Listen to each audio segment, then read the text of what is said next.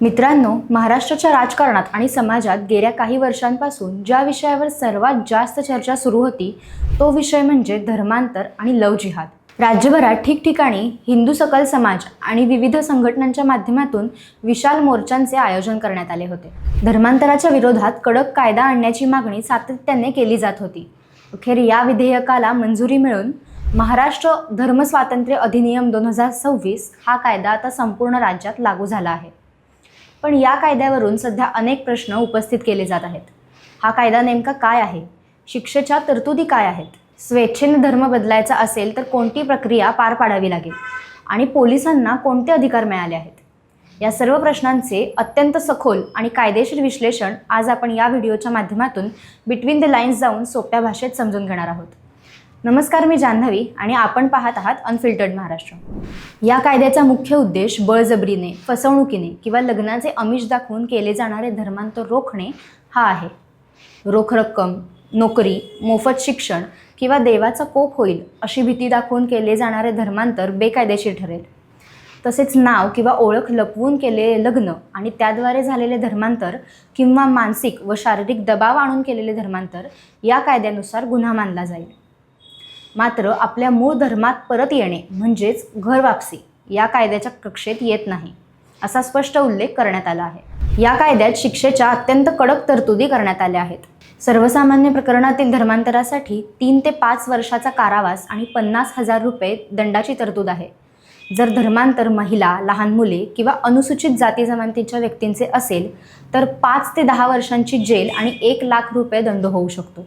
तर सामूहिक धर्मांतर घडवून आणल्यास 7 ते 10 वर्षांचा कठोर कारावास आणि 5 लाख रुपयांपर्यंत दंड ठोठावला जाऊ शकतो। विशेष म्हणजे केवळ धर्मांतरांच्याच उद्देशाने झालेले लग्न कोर्टातून रद्द ठरवले जाऊ शकते। आता प्रश्न येतो की जर एखाद्या सज्ञान व्यक्तीला स्वतःच्या इच्छेने धर्म बदलायचा असेल तर काय?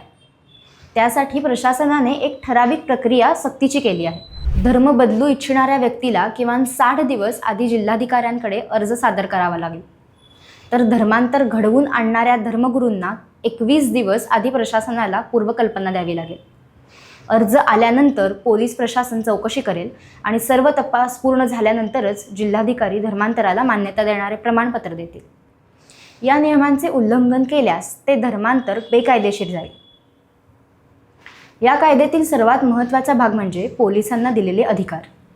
आता केवळ पीडित व्यक्तीच नाही तर तिचे आई वडील, भाऊ बहीण किंवा रक्ताचे नातेवाईक थेट पोलिसात तक्रार करू शकतात। इतकेच नाही तर कुठे फसवणुकीने किंवा बळजबरीने धर्मांतर सुरू झाल्याचा संशय आल्यास पोलीस कोणत्याही तक्रारीची वाट न पाहता स्वतःहून थेट कारवाई करू शकतात। तसेच नेहमीच्या कायद्यात गुन्हा सिद्ध करण्याची जबाबदारी तक्रारदारावर असते, पण इथे धर्मांतर फसवणुकीचे किंवा दबावाचे नाही हे सिद्ध करण्याची संपूर्ण जबाबदारी धर्मांतर करणाऱ्या व्यक्तीवरच टाकण्यात आली आहे।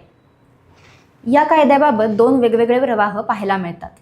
समर्थकांचे म्हणणे आहे की संविधान धर्माचा प्रसार करण्याचा अधिकार देते, पण फसवून धर्मांतर करण्याचा अधिकार देत नाही। तर इतर राज्यांमध्येही असे कायदे असून महिला आणि लहान मुलांचे संरक्षण करण्यासाठी हा कायदा गरजेचा होता। तर दुसरीकडे विरोधक आणि कायदेतज्ञांचे असे मानणे आहे की कोणाशी लग्न करावे, कोणता धर्म स्वीकारावा हा प्रत्येक नागरिकांचा वैयक्तिक अधिकार आहे। 60 दिवस आधी प्रशासनाची परवानगी घेणे म्हणजे खाजगी आयुष्यात हस्तक्षेप करण्यासारखे आहे। तसेच परस्पर संमतीने लग्न करणाऱ्या जोडप्यांना या कायद्यामुळे त्रास होऊ शकतो अशी भीती व्यक्त केली जात आहे।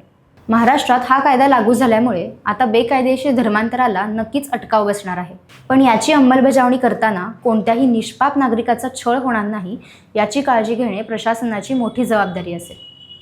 तुम्हाला काय वाटते? महाराष्ट्रात लागू झालेला हा कायदा योग्य आहे का? तुमची मते खाली कमेंट बॉक्समध्ये नक्की कळवा। हा व्हिडिओ जास्तीत जास्त लोकांपर्यंत शेअर करा आणि अशाच महत्त्वपूर्ण विषयांच्या विश्लेषणासाठी आमच्या चॅनलला सबस्क्राईब करायला विसरू नका। धन्यवाद।